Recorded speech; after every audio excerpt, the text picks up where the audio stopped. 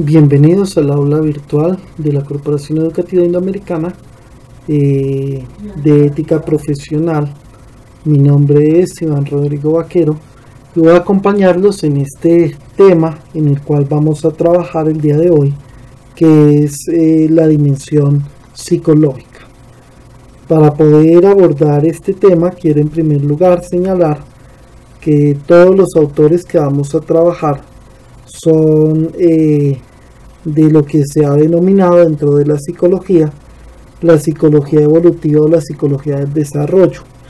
De alguna manera, si bien hay múltiples autores, hay tres principales que pasarán y seguirán pasando a la historia por su profundidad en las teorías, y aunque muchos han querido rebatirlos y tratar de superar sus paradigmas, siguen estando vigentes, si bien las etapas se han modificado, porque hoy en día los tiempos se han acortado demasiado.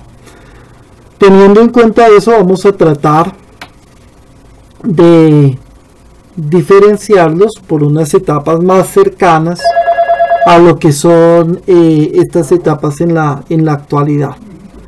En un primer momento vamos a referirnos a la etapa de los 0 a los 2 años desde estos tres autores. Repito, ya después haremos un panorama completo de las distintas etapas, y los tres autores que vamos a trabajar son Sigmund Freud, Erik Erikson y Jean Piaget. Entonces vamos a arrancar con esta primera etapa. Hoy en día se podría decir que es entre los 0 y el año y medio, 2 años.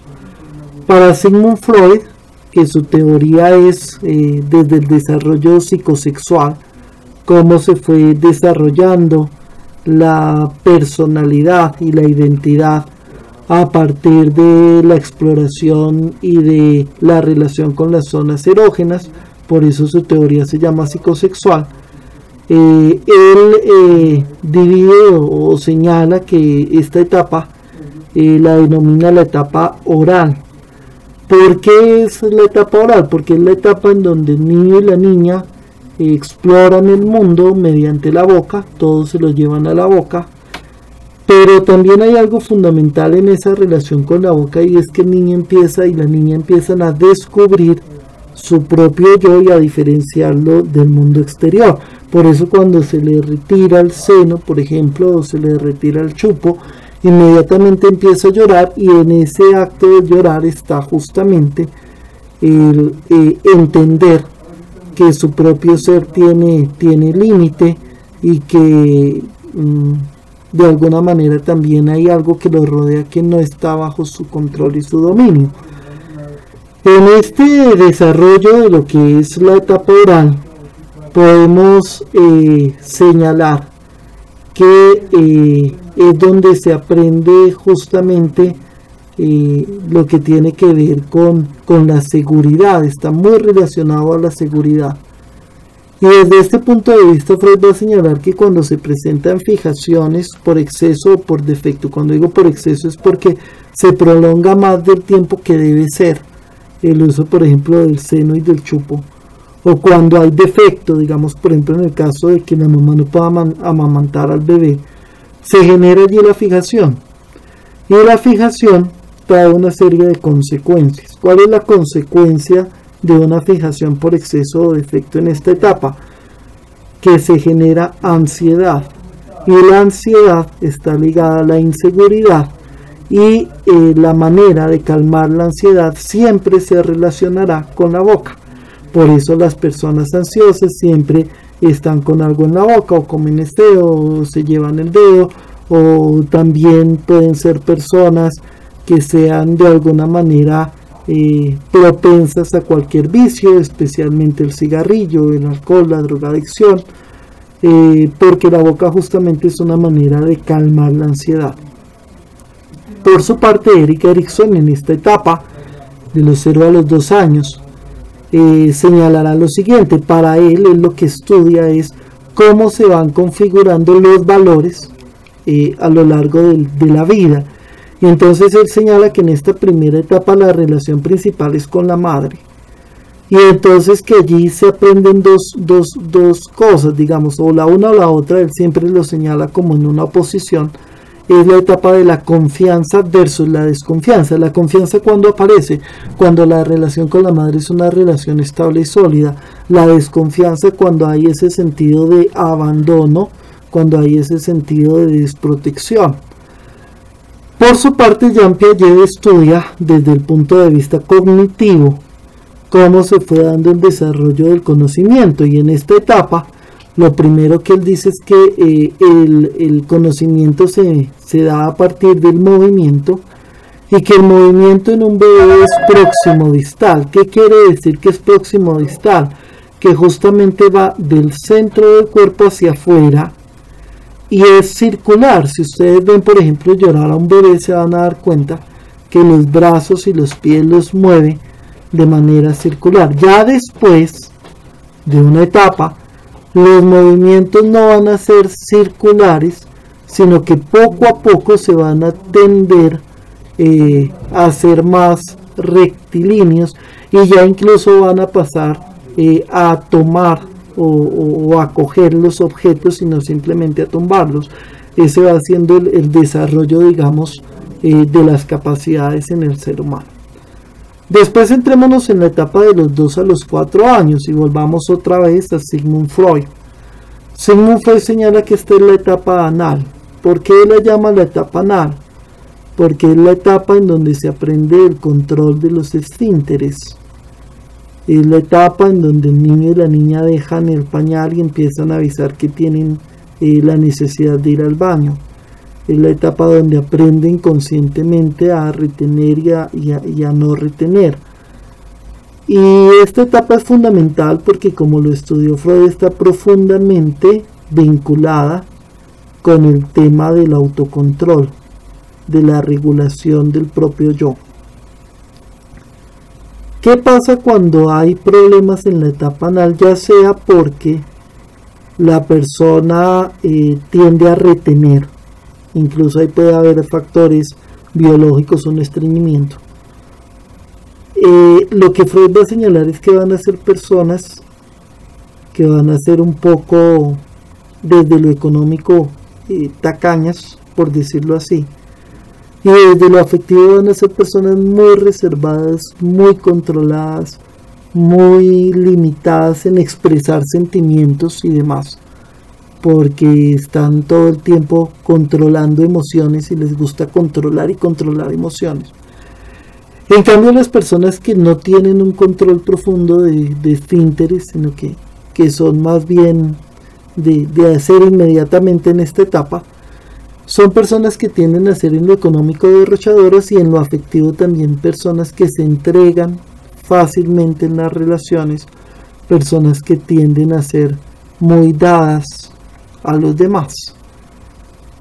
Para Erik Erikson, en esta etapa, el conflicto estaría entre la autonomía versus la vergüenza. La autonomía, ¿por qué? Porque ya empieza ese desplazamiento propio, ya el niño lógicamente camina y ya empieza también a correr y a desplazarse y a ir para donde quiere y a señalar sus propios espacios. Entonces es toda esa exploración de la autonomía, pero también a la vez es la época de la vergüenza y es la época donde se aprende el pudor.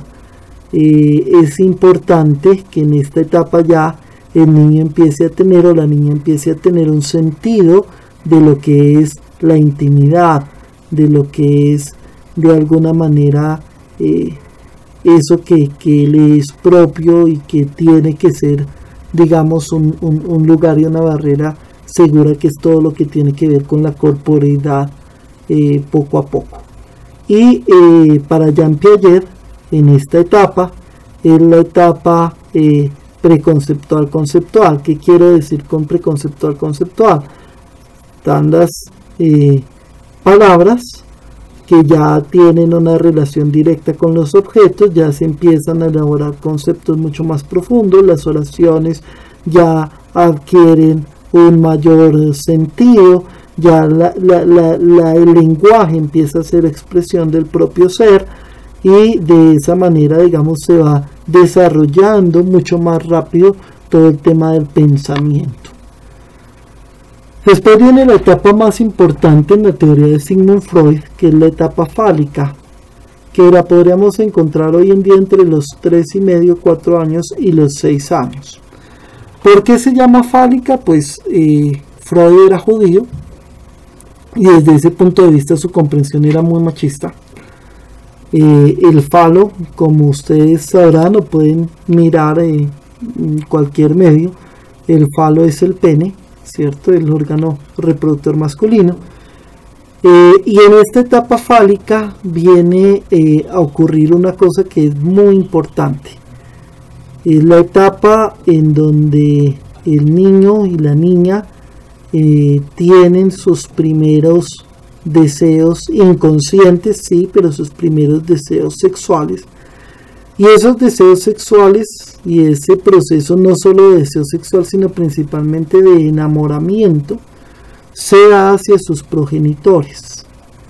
En el caso del complejo de Edipo, que es el complejo del varón, el niño tiende a enamorarse de su madre, y eso no es algo malo, sino que es algo completamente natural e inconsciente. De pronto ustedes, si tienen hermanos menores, primitos cercanos, o de pronto no sé, hijos de esa edad, ustedes sabrán y se habrán dado cuenta que el niño empieza a meterse en la mitad de los papás cuando están juntos, empieza a separarlos, empieza a escribirle cartas a la mamá, empieza a llevarle flores, es toda esa etapa, porque hay un enamoramiento inconsciente. ¿Qué pasa cuando el Edipo no se rompe?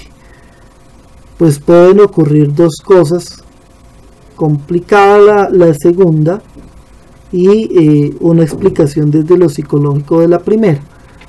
Tendríamos una cuestión de homosexualidad psicológica, porque al no romperse el vínculo con la madre, el niño termina configurándose con su madre.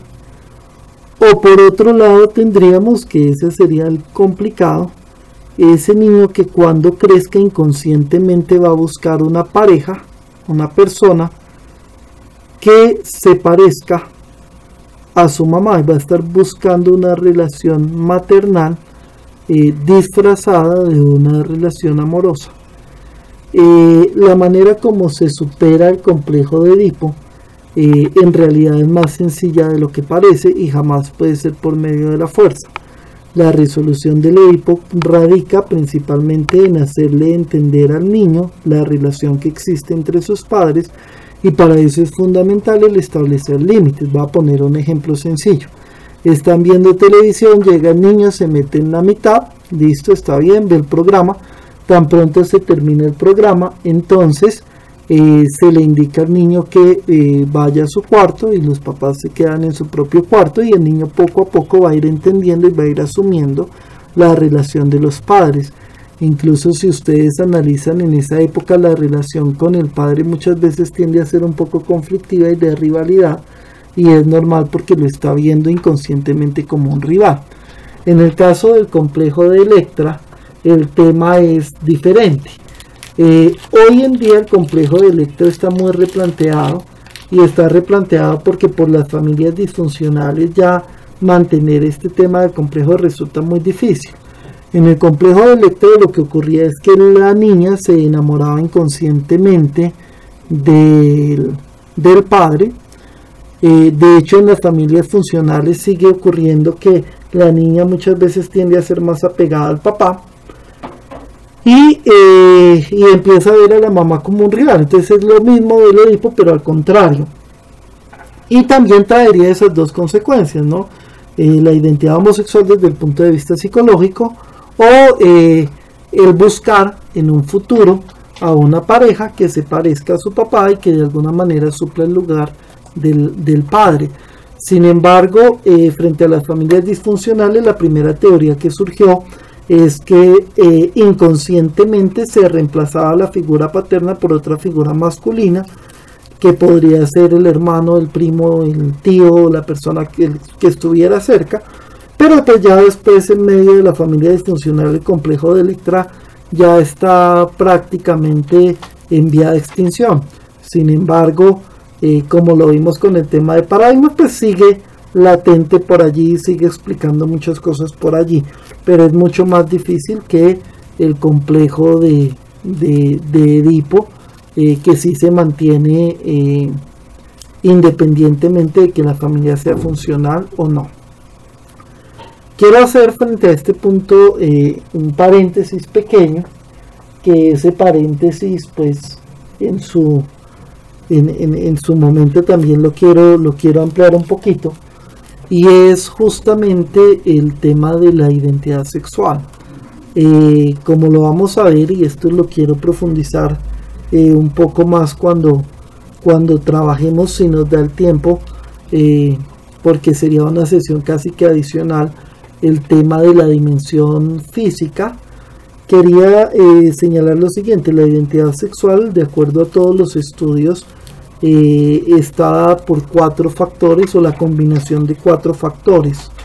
El primero es un factor genético, el segundo es un factor hormonal, el tercero es psicológico, el cuarto es cultural. Para poder entender este tema, en primer lugar tenemos que hacer una distinción entre lo que es la identidad sexual y la tendencia sexual. La identidad sexual es la manera como el ser humano se comprende a sí mismo desde su corporeidad, desde su afectividad, y la tendencia sexual tiene que ver con la atracción hacia una persona.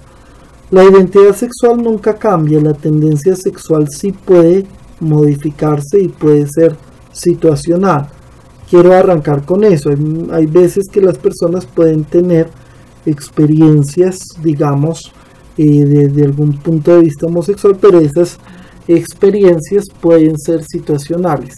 Esta teoría se estudió y se ha comprobado mucho, por ejemplo, en el ámbito de la cárcel, en el ámbito del ejército, o en el caso antes de los internados, o en el caso, por ejemplo, de los seminarios, en donde hay personas que están en una edad en donde la libido, es decir, todo su impulso sexual está full, y solamente está con personas de su mismo sexo. Entonces pueden darse actos de algún tipo, pero eso no quiere decir que la persona sea como tal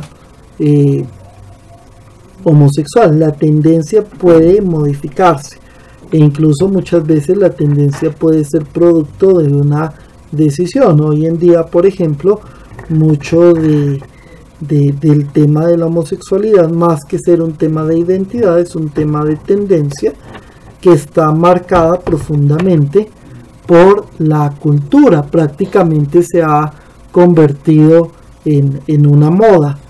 Pero volviendo ya al tema de identidad, como les decía, hay 4 factores. El factor genético, si bien no se ha llegado a descubrir exactamente en qué gen exacto se da la variación, sí hay efectos que han sido estudiados.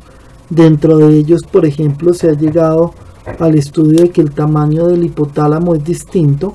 Sin embargo, no se ha llegado a una, de alguna manera, alguna conclusión de la relación que existe entre el hipotálamo y como tal la identidad y la tendencia sexual, pero sí se sabe que el tamaño del hipotálamo es diferente. También se han podido encontrar algunas diferencias en algunos rasgos de cromosomas, pero todavía, como les digo, no se ha establecido exactamente en qué pareja de cromosoma o en qué cromosoma como tal es, pero sí se ha podido ver algunas modificaciones y algunos cambios. El segundo es hormonal. Eso sí, hay muchos estudios, sobre todo en países desarrollados, en donde se sabe cómo el tema hormonal influye directamente sobre el tema de la sexualidad, la tendencia y la identidad, además por cambios biológicos y por cuestiones biológicas. En esos países, por ejemplo, cuando el bebé está a punto de nacer, una vez que ya nace, le hacen una serie de estudios en donde determinan su nivel de hormonas masculinas y femeninas, y si se tiene que hacer algún tipo de tratamiento o no para que entren dentro de los niveles digamos, establecidos para el varón o para la mujer, y desde ese punto de vista se maneja, y han existido casos en donde con tratamientos hormonales se cambia también o se modifica la tendencia sexual. Eso está estudiado. Por otro lado está el factor psicológico, en donde entraría la resolución del Edipo o la resolución del Electra. Hay algo en lo cual no quiero realizar un juicio como tal de valor, pero si uno mira detrás de muchas personas con identidad sexual diversa, lo que uno encuentra es vacíos afectivos y especialmente problemas de relación edípica o de Electra no resueltos, lo cual para mí, repito, yo no lo veo como un inconveniente. Yo frente a eso tengo una postura completamente distinta. Y también pues hay factores culturales. ¿Por qué lo veo yo con unos ojos distintos? Y en esto voy a ser claro, porque la identidad sexual no es fruto de una elección libre, sino que es fruto de una configuración inconsciente que va desde la gestación hasta los 6 años de edad y que se manifiesta en la adolescencia. Nadie elige su identidad. La tendencia, como digo, sí puede darse, pero la identidad no. Y cuando hay personas que tienen, digamos, dudas frente a su identidad sexual, lo primero que hay que hacer es establecer si se trata de identidad o se trata de tendencia. Bueno, sin extenderme más sobre este punto, pasemos entonces a esta misma etapa de los 4 a los 6 en Erik Erikson, en donde él señala que es la iniciativa versus la culpa. Iniciativa porque empieza a crear sus propios juegos, sus propias historias, su propio mundo, y la culpa porque ya es consciente de las consecuencias de sus actos incluso sin que se le diga. Entonces es la etapa más del cuestionar y no del regañar de alguna forma. Y para Piaget es la época del pensamiento generalizado. ¿Qué quiere decir eso? O todos me quieren o todos me odian, pero digamos que no se puede separar lo particular de lo global.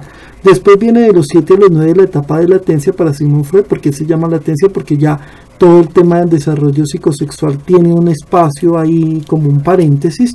Para Erik Erikson viene la industria versus la inferioridad. Se me olvidó decir que para Freud en esa etapa de latencia es la época de los juegos, y en esos juegos es la época justamente en donde se aprenden los roles sociales, se interiorizan mucho más todo el tema de los roles sociales. Eso es bien importante. Y los roles también van a marcar mucho el comportamiento, no la identidad o la tendencia, pero sí el comportamiento.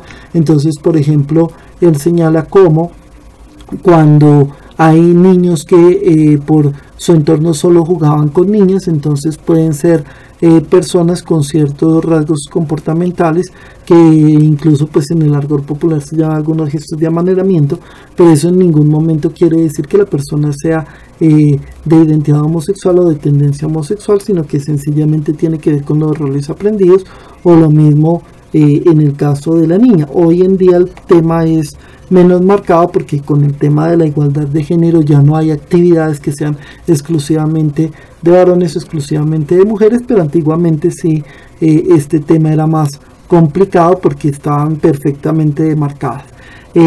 Como les decía, Erik Erikson va a decir que la industria versus la inferioridad porque vienen los juegos de competencia, y entonces es allí donde se aprende a ganar, pero también se tiene que aprender a perder.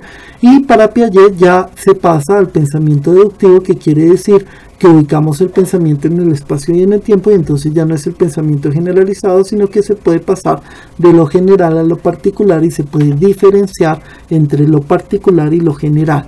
Ya después viene la etapa de adolescencia, que es todos los cambios, digamos, físicos, biológicos, con todo lo que ello implica para Freud, y viene toda la manifestación de la identidad sexual ya en deseos e impulsos sexuales concretos. Para Erik Erikson es la época de la identidad manifiesta versus la confusión de roles. ¿Por qué? Porque es la etapa en donde el adolescente quiere ser independiente, quiere ser autónomo, quiere conquistar su vida, quiere ser diferente a los demás, pero en realidad termina pareciéndose a todos los de su misma edad. Entonces quieren ser independientes, pero se visten como los demás, hablan como los demás, escuchan lo de los demás. Las niñas todas van al baño juntas, pero no pueden ir solas. Entonces, en teoría es la época de la identidad, pero no existe todavía los elementos para hacerlo. De hecho, adolescente viene de adolecer. La crisis de la adolescencia es que quieres ser adulto, pero todavía no tienes cómo. Pero ya en que ya está en la época del pensamiento que uno espera en ustedes, que es el pensamiento argumentativo. Entonces ya es brindar argumentos frente a las cosas.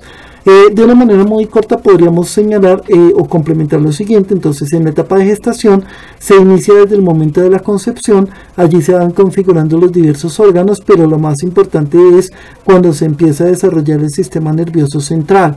Allí es donde tiene que arrancar digamos, todo lo que es la estimulación en el vientre, especialmente entre el tercer mes.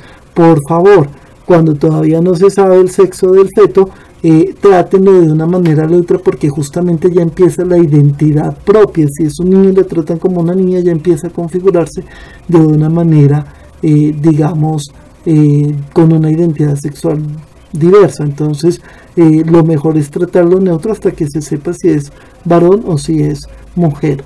Es importante hablar y manifestarles tranquilidad y seguridad.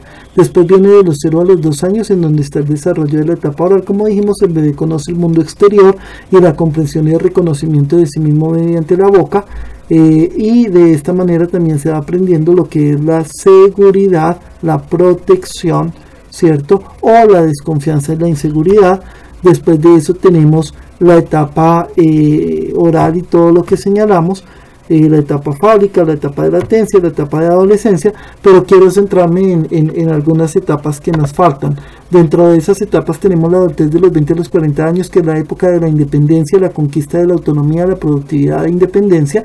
La persona se convierte en un agente social, practica sus facultades para construir y para transformar, desarrolla un pensamiento crítico y reflexivo, se preocupa por temas como la política, la justicia, el entorno, ¿cierto? Y es la época en donde quiere y donde logra construir esa autonomía y esa independencia y empezar a construir lo que siempre soñó. Después viene la adultez de los 40 a los 60 años, que es la época en donde se van a dar 3 grandes crisis de la mitad de la vida. La primera es la del nido vacío, los hijos se van. La segunda es la crisis, porque empieza el proceso de declive de la existencia y del deterioro físico, entonces ya vienen los problemas, digamos, de salud. Y tercero, porque ya también la época de la productividad arranca en un declive. Y por último, la tercera edad, que está de los 60 años en adelante, que no es complicada si se ha vivido bien todas las etapas anteriores, y es la etapa de la mayor frustración y desesperación porque no se vivió como se quería vivir, o es la etapa en donde la persona recopila su existencia, va separando lo urgente e inmediato de lo importante, se centra en lo importante. Es la época de la sabiduría, de la reconciliación, de la recopilación. Es la etapa donde el ser humano también cierra de alguna forma su existencia. Por último, señalar el tema del aparato psíquico, que es estudiado por Sigmund Freud. Él allí señala lo siguiente: hay 2 teorías. El primero lo divide entre consciente, preconsciente e inconsciente. En la etapa de la conciencia estarían todos los datos a los que podemos aludir, porque están de alguna manera presentes de una manera muy sencilla en nuestra mente, en nuestro recuerdo. La preconciencia es esa información a la que podemos acceder mediante el ejercicio de la memoria. En el inconsciente estaría esa información que hemos bloqueado y que para algunos autores es allí donde están los principales miedos y temores. Y la otra teoría que él saca es la del ello, el yo, el super yo. El ello, en donde estaría toda la parte de las pulsiones, el yo, que estaría la parte consciente, y el super yo, que estaría toda la parte de la norma y de la ley. Y la función del yo justamente sería llegar a lograr construir un puente entre el ello y el super yo. Espero que esta parte les haya gustado. Se hizo lo más breve y rápido posible. Por favor, todas sus dudas llévenlas escritas para clase. Nos encontramos en la próxima sesión. Mi nombre es Iván Rodrigo Vaquero y les agradezco mucho su atención y comprensión.